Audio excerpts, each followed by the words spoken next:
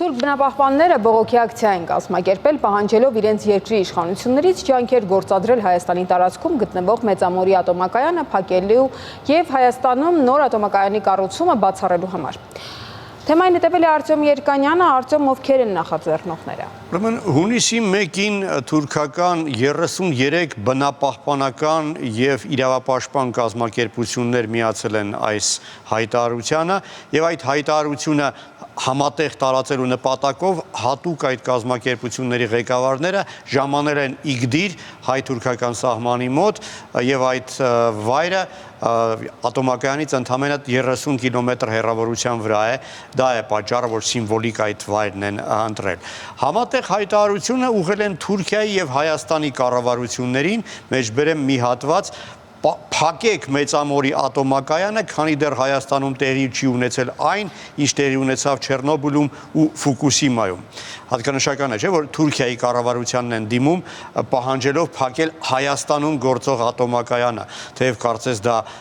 այլ երկրի իրավասության հարց է։ Այդ հայտարարությունում պնդում են, թե իբր թե Մեծամորի ատոմակայանի տեխնոլոգիան այժմ աշխարհում գործող ամենավտանգավոր տեխնոլոգիան է, թե իբրև թե Մեծամորի ատոմակայանը աղտոտում է շրջակա միջավայրը, այդ թվում նաև Իգդիրի նահանգում, ուր իրենց խոսքերով քաղցկեղի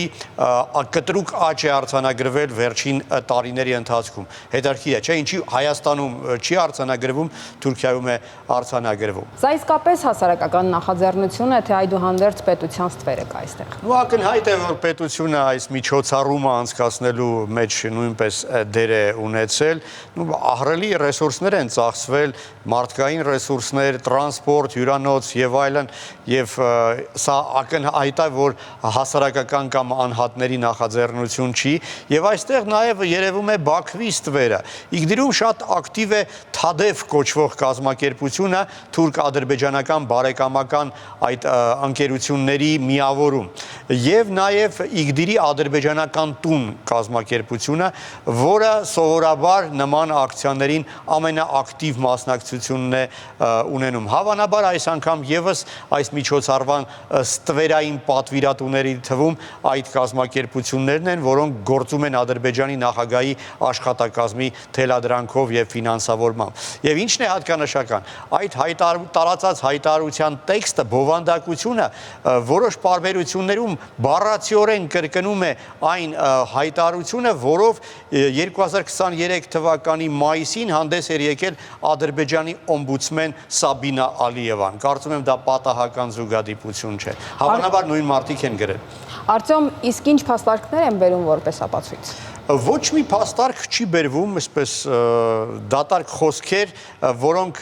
որևէ կերպ չեն դիմանում մասնագիտական քննադատությանը։ Մանավանդ հաշվի առնելով այն, որ 2023 թվականին ՄԱԳԱՏԷ-ի գլխավոր տնօրեն Ռաֆայել Գրոսին անձամբ հայտարարեց, որ Մեծամորի ատոմակայանը որևէ խնդիր չի կարող առաջացնել ոչ Հայաստանի, ոչ հարևան պետությունների համար, ինչը ապացուցել է նաև հատուկ տեսչական ստուգումը։ Նա նաև հայտարարել է, որ ՄԱԳԱՏԷ-ն որևէ խնդիր չի տեսնում Հայաստանի ատոմակայանի գործողության ժամկետը մինչև 36 թվական երկարացնելու եւ պատրաստ է քննարկել Հայաստանում նոր ատոմակայան կառուցելու հարցը, ինչին բոլորովին էլ դեմ չի ՄԱԳԱՏԷ-ն։ Եվ ինչն է հետաքրքիր,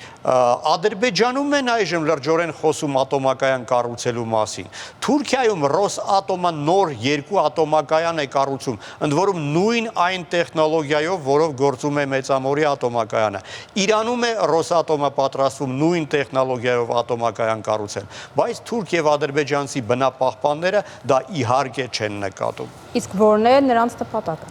Դե պարզ է, որ նպատակը Հայաստանի էներգետիկ ինքնուրույնությունը հարցականի տակ դնելն է, խաթարելն է,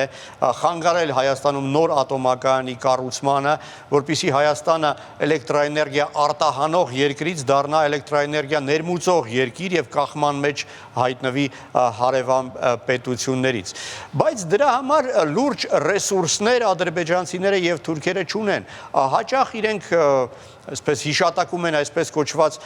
ESPO-ի կոնվենցիան, որի համաձայն պետությունը, որը որը ուզում է ատոմակայան ունենալ, պարտավոր է հաշվի առնել հարևանների կարծիքը, բայց իրականում այս կոնվենցիան իրենց ոչինչ չի տալիս, քանի որ պարտավորեցնում է ընդամենը տեղեկացնել հարևաններին հնարավոր էկոլոգիական ռիսկերի մասին, ոչ ավելին։ Իսկ ինչպես ասացի, արդեն ՄԱԳԱՏԷ-ն որևէ ռիսկ չի նկատում։ Շնորհակալություն, Արծախ։